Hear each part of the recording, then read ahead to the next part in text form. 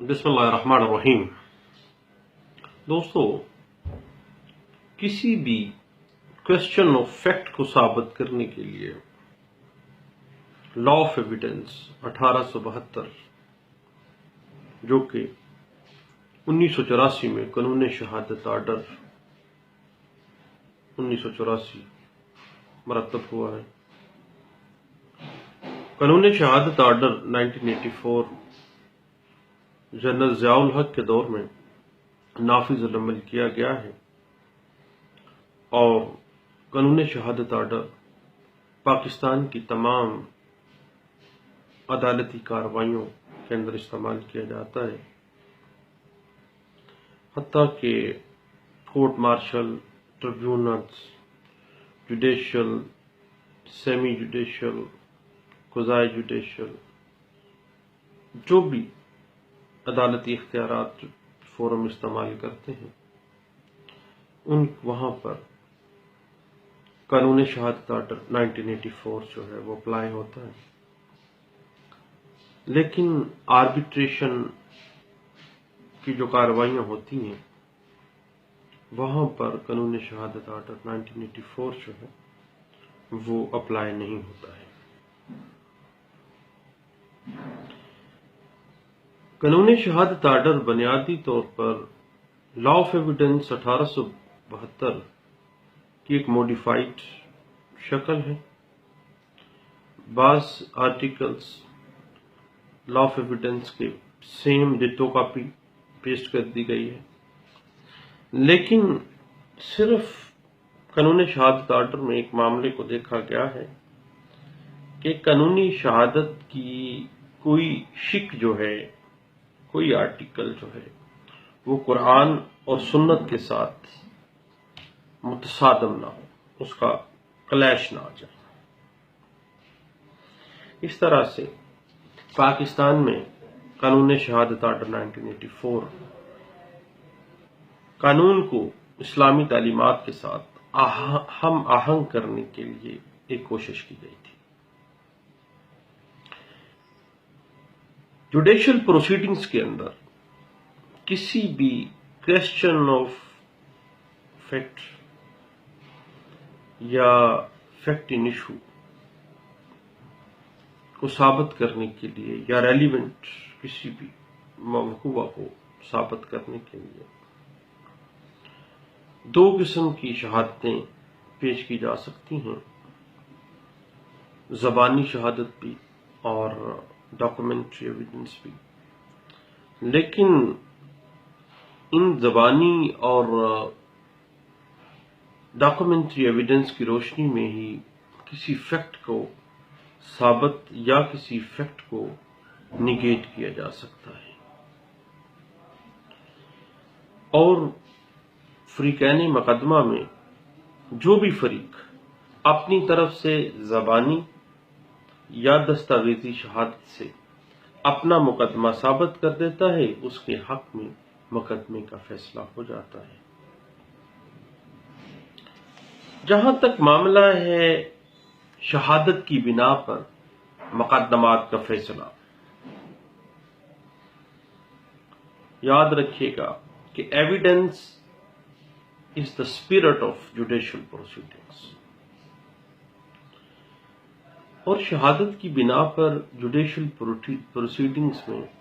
مقدمات کا فیصلہ یہ آج کے دور کی دریافت نہیں ہے، بلکہ بنی نوع انسان کی پیدائش سے لے کے اس کی تہذیبی و تمدن کا جو ارتقاء ہے، اس کے ساتھ ساتھ قانون شہادت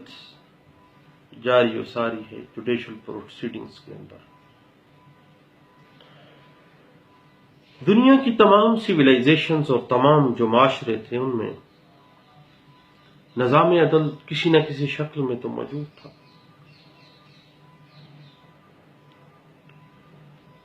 مقدمات میں قوانین کو اپلائی کرنے کے لیے جو جوڈیشل پروسیڈنگز کا طریقہ کار تھا ہر تہذیب اور ہر معاشرے کے اندر، وہ صرف اور صرف شہادت کے اوپر رکھا گیا تھا. کسی بھی فیکٹنگ ایشو کو مکمل ڈسکریشنری انداز سے کسی بھی جوڈیشل پروسیڈنگز میں حل نہیں کیا جاتا تھا، بلکہ تمام جو فیکٹنگ ایشو تھے ان کو شہادت کی بنا پر فیصل کیا جاتا تھا، اور تمام امور کا فیصلہ شہادت کے ذریعے ہی کیا جاتا تھا. اور جس پارٹی کے خلاف کوئی ثبوت نہ ملتا تھا اس پارٹی کو یا تو بری کر دیا جاتا تھا یا مقدمہ عدم ثبوت کی بنا پر خارج بھی کیا جا سکتا تھا. اگر ہم ہسٹری کو کھنگالتے ہیں تو گریک سویلائزیشن کے اندر سب سے پہلے جو ہمیں ایک مشہور مقدمہ سقراط کا ملتا ہے، سقراط کے خلاف باقاعدہ ایک مقدمہ چلایا گیا. اس کے خلاف شہادتیں جوری کے سامنے پیش ہوئیں اور اس بنا پر اس کو مجرم قرار دیا گیا. قانون کے مطابق اس کو زہر کا پیالہ پلایا گیا. شہادتوں نے ثابت کیا کہ وہ مجرم ہے. اسی طرح ہم انڈین سویلائزیشن میں مہابھارت کا تذکرہ کریں تو ہندو قدیم معاشرے کے اندر بھی کسی تنازعہ کا فیصلہ شہادتوں کی بنا پر ہی کیا جاتا تھا. اسلام جو مکمل ضابطۂ حیات ہے اپنے نظام عدل و انصاف کے اندر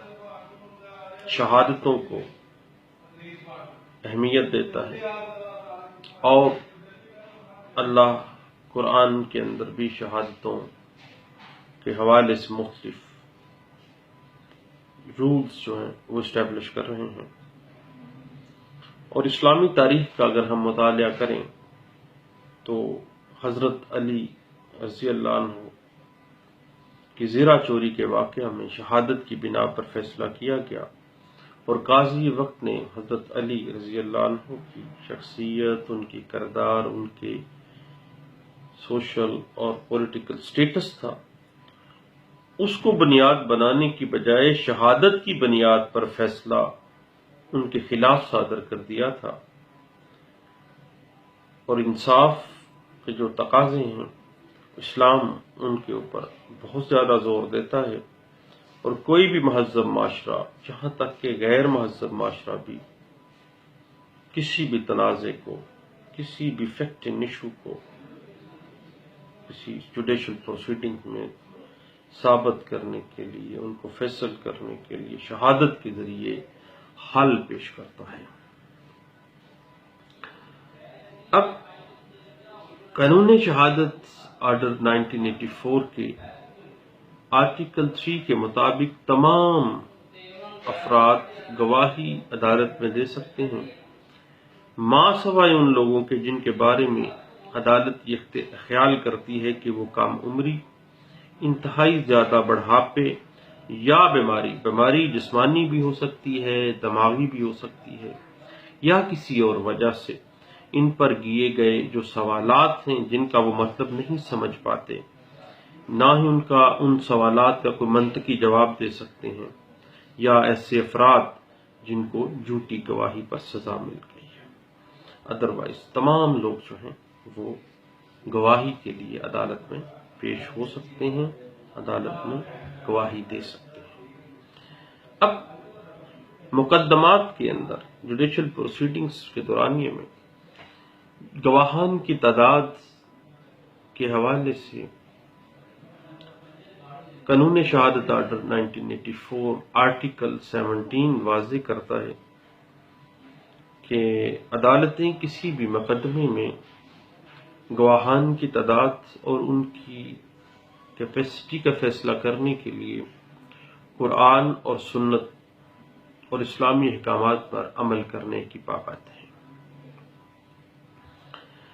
جہاں تک مالی امور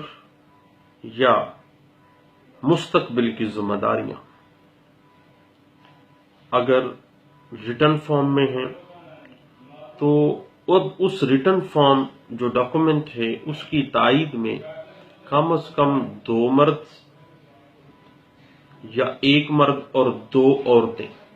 تاکہ جب ایک عورت بھول جائے تو دوسری عورت اس کو یاد دلا سکے۔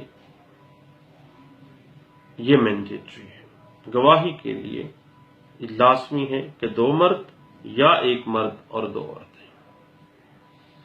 اور یہ بات پاکستان کی مختلف کورٹس کے اندر گاہے بگاہے ڈسکس بھی ہوئی۔ 2007 SCMR پیج 1884 ہے، 2008 SCMR پیج 1639 ہے، 2008 PLJ supreme court of Pakistan page 996 میں یہ بات واضح کی گئی۔ اس کے بعد 2 مرد اور یا 1 مرد اور 2 عورتوں کی گواہی کے حوالے سے وضاحت کی گئی تھی۔ 2009 PSC سیول ڈائجسٹ ہے، پیج ہے 1046، اور 2010 YLR پیج 3222 کے اندر، اور بڑی سیر حاصل اس پہ بحث کی گئی مارجنل وٹنسز کے حوالے سے کہ کوئی بھی ایسا ڈاکومنٹ جو کہ فائنانشیل ٹرانزیکشن سے متعلقہ ہے یا فیوچر اوبلیگیشن سے متعلقہ ہے، اس کو جب بھی ڈاکومنٹ کی شکل دی جائے گی تو کم از کم 2 گواہان جو ہیں 2 مرد ہوں یا 1 مرد اور 2 عورتیں، یعنی 2 مرد 2 عورتوں کی گواہی 1 مرد کے برابر، اور 1 عورت اگر بھولے تو دوسری عورت اس کو یاد دلا سکے۔ اس پہ حوالے سے 2012 CLC پیج ہے 1483 کے اندر بھی اس بات کو بڑے اچھے انداز سے واضح کیا گیا تھا۔ اس کے بعد مالی امور اور فیوچر اوبلیگیشنز کے علاوہ عدالت 1 عورت یا 1 مرد کی گواہی بھی قبول کر سکتی ہے، یعنی ہر معاملے میں 1 عورت کی گواہی کافی ہے، 1 مرد کی گواہی بھی کافی ہے۔ مخصوص حالات میں واحد گواہ پر بھی انحصار کیا جا سکتا ہے۔ اب ایک فیوچر اوبلیگیشن یا جو فائنانشیل ٹرانزیکشن کے علاوہ عدالت 1 مرد اور 1 عورت کی جو گواہی ہے وہ بھی قبول کر سکتی ہے، اور مخصوص حالات میں سنگل جو وٹنس ہے اس پر بھی انحصار کیا جا سکتا ہے۔ ضروری نہیں ہے کہ باقی معاملات میں بھی 1 عورت 2 عورتیں اور 1 مرد ہی ہو، بلکہ 1 عورت اور 1 مرد کی گواہی بھی ہو سکتی ہے، حتیٰ کہ 1 عورت یا 1 مرد کی گواہی بھی دی جا سکتی ہے۔ بعض حالات مقدمے کے ایسے ہیں کہ ایک ہی وٹنس پہ رلائی کیا جا سکتا ہے، تو کوئی ایسا معاملہ نہیں ہے اگر وہ قابل اعتبار ہے، کیونکہ یاد رکھیے گا یہ سیٹلڈ پرنسپل ہے لا آف ایویڈنس کا کہ کسی بھی جوڈیشل پروسیڈنگز میں عدالت کو کوانٹٹی نہیں چاہیے بلکہ کوالٹی آف ایویڈنس چاہیے، قابل اعتبار شہادت چاہیے۔ اس کے اوپر ڈسکس ہوئی 2011 PLJ supreme court of Pakistan page 381 کے اوپر، 2011 PSC کرمنل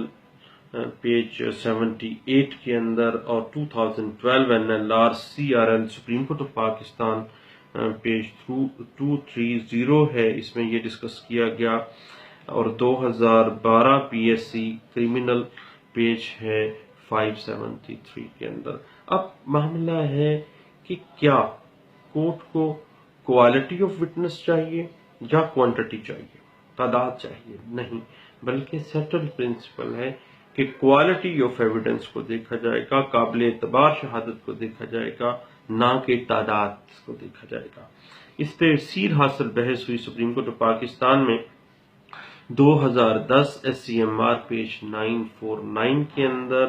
اور 2011 SCMR پیج 208 کے اندر، اور 2012 SCMR پیج 1869 کے اندر اس پہ بہت سیر حاصل بحث ہوئی ہے۔ اب کسی بھی فیکٹ ان ایشو کو عدالت کے اندر جوڈیشل پروسیڈنگز میں گواہ جو ہے ڈائریکٹ یا انڈائریکٹ، پرائمری یا سیکنڈری معاملات میں گواہی دے گا،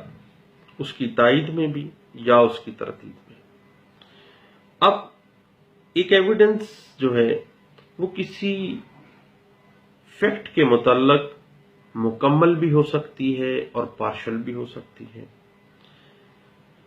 یاد رکھیے گا کہ کسی جوڈیشل پروسیڈنگز میں جو بھی ایویڈنس آئے، اس ایویڈنس کا تعلق کسی نہ کسی طرح سے فیکٹنگ ایشو جو ڈسکس کیا جا رہا ہے کیس میں، یا اس کے ریلیونٹ فیکٹس کے ساتھ ہونا ضروری ہے، کیونکہ غیر متعلقہ گواہی مقدمے کے فیصلے کے اوپر کسی قسم کی کوئی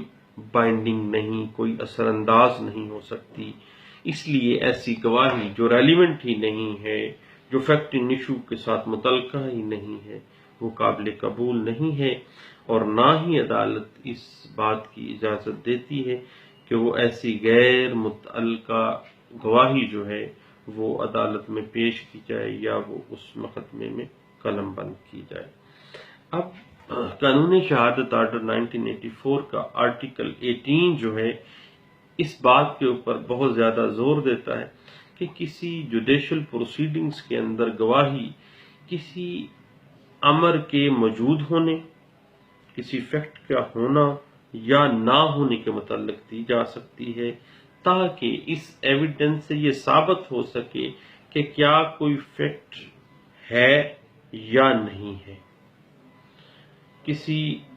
امر کے وجود کو ثابت کرنا یا اس کو نیگیٹ کرنا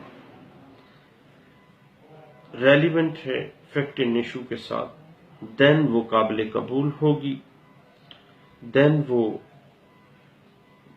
اس کیس سے متعلقہ ہوگی، ادروائز وہ اس کیس میں کسی قسم کا کوئی اثر نہیں رکھتی ہے۔ قانون شہادت آرڈر 1984 جو ہے وہ ایویڈنس کے حوالے سے 3 پروسیجرز ہمیں دے رہا ہے، 3 پارٹس ہمیں دیتا ہے۔ پہلے نمبر پہ ہے بیان گواہ، جس کو ہم ایگزامینیشن ان چیف کہتے ہیں۔ آرٹیکل 132 کلاس 1 جو ہے وہ ایگزامینیشن ان چیف کو ڈیل کرتی ہے۔ اب آرٹیکل 132 کے مطابق جو ایویڈنس ہے اس کے 3 پارٹس ہیں، جن میں 2 حصے فریقین کا حق ہے، مثلا examination in chief right of party ہے، کراس ایگزامینیشن جو ہے وہ رائٹ آف پارٹی ہے، جبکہ ری ایگزامینیشن کوئی اگر معاملہ رہ گیا ہے بیان گواہ میں تو دوبارہ اس کو عدالت میں اس گواہ کو بلا کے پیش کر کے وہ دوبارہ ایگزامینیشن ان چیف کروانا، جس کو ری ایگزامن کہا جاتا ہے، وہ فریقین کا حق نہیں ہے، بلکہ یہ عدالت کی اجازت کے تابع ہوتا ہے۔ تو اب قانون کے مطابق کسی مدعی کو یا مستغیث کو اپنا دعویٰ یا اپنا استغاثہ ثابت کرنے کے لیے گواہ پیش کرنا جو ہے اس کا بنیادی حق ہے، اور یہ مدعی کا حق ہوتا ہے کہ وہ اپنے دعویٰ یا استغاثے کو ثابت کرنے کے لیے جو بھی متعلقہ امور کے متعلق ہر چیز عدالت میں حلفاً بیان کرے، اور جو ڈائریکٹلی یا انڈائریکٹلی اس کا جو موقف ہے اس مدعی کا جس کے لیے اس نے دعویٰ دائر کیا ہے یا عدالت میں استغاثہ دائر کیا ہے، وہ عدالت میں اس کے موقف کی تائید ہو۔ اسی طرح یہی حق جو ہے ایک مدعا علیہ کو یا ایک ملزم کو بھی حاصل ہوتے ہیں کہ وہ اس دعوے کے جواب میں یا اگر اس پہ استغاثہ ہے تو استغاثے میں الزام کی صفائی میں جو موقف اختیار کرے اس کو ثابت کرے، اور دعویٰ یا استغاثہ میں جو مدعی یا مستغیث کی طرف سے جو الزامات اور جو موقف بیان کیا جا رہا ہے اس کو غلط ثابت کرے۔ اب مدعی یا مستغیث جو ہے یا مدعا علیہ یا ملزم جو ہے اس کی طرف سے پیش ہونے والے گواہ کا بیان کا وہ حصہ جو وہ گواہ عدالت میں حلف پر بیان کرتا ہے، اس حصے کو، اس بیان کو ایگزامینیشن ان چیف کہتے ہیں، اور آرٹیکل 132 کلاس 1 جو ہے وہ اس کو انٹرپریٹ کرتی ہے۔ اب گواہ کے سچ جھوٹ یا اس کی اہلیت کو مشکوک ثابت کرنے کے لیے جو فریق ثانی ہے اس کو حق حاصل ہے کہ وہ اپنے مخالف پیش ہونے والے گواہ کو مختلف سوالات کے ذریعے جھوٹا ثابت کرے، یا اس کے بیان کو میلافائٹ یا غیر متعلقہ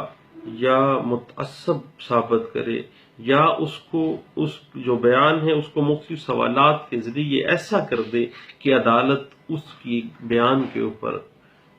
یقین نہ کرے اور اس کی گواہی کو مسترد کر دیا جائے، یا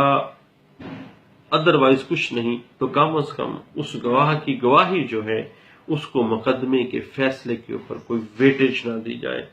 یعنی اس عدالت اس ایویڈنس کو جو بیان گواہ دے رہا ہے مخالف فریق کراس ایگزامن کر کے اس کی اپریسیشن آف ایویڈنس کو شیٹر کر دیتا ہے۔ اور وہ کراس ایگزامینیشن جو ہے وہ ایسا ایک انجن ہے جو سچ کو سچ اور جھوٹ کو جھوٹ بنا دیتا ہے، ہر چیز کھل کے سامنے آ جاتی ہے۔ اب کسی شہادت کے معتبر ہونے کا اندازہ اس بات سے لگایا جا سکتا ہے کہ جب تک کسی گواہ کو کراس ایگزامینیشن کی چکی سے نہ گزارا جائے اس وقت تک اس کو قانون میں کسی قسم کی اس کی ایویڈنس کو اپریسیشن کا درجہ حاصل نہیں ہوتا ہے، اور ایسے بیانات جس پر فریق ثانی کو کراس ایگزامینیشن کرنے کا موقع نہیں دیا جاتا، ان بیانات کی سچائی کو عدالتیں ہمیشہ مشکوک تصور کرتی ہیں، اور کراس ایگزامینیشن کی عدم موجودگی میں عدالتیں ایسے بیانات جن پہ کراس ایگزامن نہیں کیا ان پر یقین کرنے کے معاملے میں بہت محتاط رویہ اختیار کرتی ہیں، اور کسی بھی مرحلہ پر اگر یہ بات چیلنج ہو جائے کہ کسی فریق کو کسی گواہ کے اوپر جرح کرنے کا موقع نہیں ملا تو عدالتیں بغیر سنے کسی کی مذمت کرنا سے بہتر